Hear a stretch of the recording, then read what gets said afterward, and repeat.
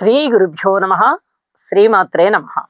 మన భారతదేశంలో ఏర్పడకుండా మిగతా దేశాలలో ఏర్పడుతూ ఉన్నటువంటి పాక్షిక సూర్యగ్రహణం సెప్టెంబర్ 21వ తేదీ రాత్రిపూట మన సమయం ప్రకారం 10:59 నుంచి తెల్లవారుజామున 3:23 వరకు ఏర్పడబోతోంది. అయితే తెల్లవారిన దగ్గర నుంచి దేవీ నవరాత్రులు ప్రారంభమవుతున్నాయి. మరి ఈ దేవీ నవరాత్రులకి ఈ సూర్యగ్రహణానికి ఏమైనా సంబంధం ఉందా?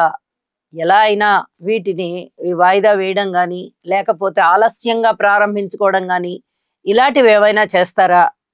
ఈ గ్రహణం ఎఫెక్ట్ దేవీ నవరాత్రుల మీద ఉంటుందా అని చాలా మందిలో ఒక సందేహం కలిగింది.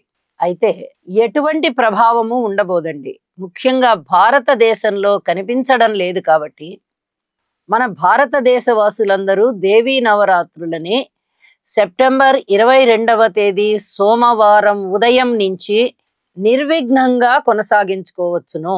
యథావిధిగా పూజలు చేసుకోవడము, వ్రతాలు చేసుకోవడము, కలశ స్థాపన చేసుకోవడము, అమ్మవారి అలంకారం చేసుకోవడము, చక్కగా అష్టోత్తర పూజా విధానంలో అమ్మవారిని అర్చించుకోవడము, అలాగే ప్రసాదాలు వండి నివేదన చేయడము, భక్తులకి వితరణ చేయడము, ఇవన్నీ మామూలుగా చేసుకోవచ్చు.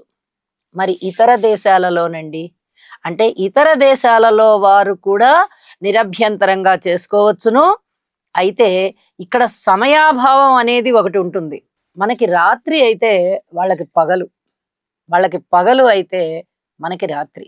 ఇలాంటి సమయం అనేది మనకి వారికి సూర్యోదయంలోనే తేడాలు ఉన్నాయి కాబట్టి వారికి మరుసటి రోజు అయిపోతుంది. అమావాస్య రోజున గ్రహణం అయిపోయి మరుసటి రోజు పాడ్యం నుంచి కదా మొదలు. ఆ రోజు రాత్రంతా వారికి ఆ గ్రహణం ఎఫెక్ట్ ఉంటుంది.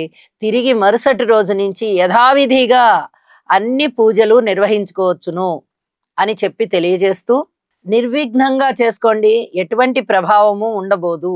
సూర్యగ్రహణం అన్నా అది ప్రకృతే, అమ్మవారి యొక్క పూజలన్నా అది కూడా ప్రకృతే. ప్రకృతి మాతే అమ్మ, ప్రకృతే సూర్యచంద్రులు. కాబట్టి ఏ ప్రభావము దేని మీద ఉండబోదు, ఏది అదే నిర్విఘ్నంగా జరిగిపోతుంది అని చెప్పి తెలియజేస్తూ ఉన్నాను. శుభం.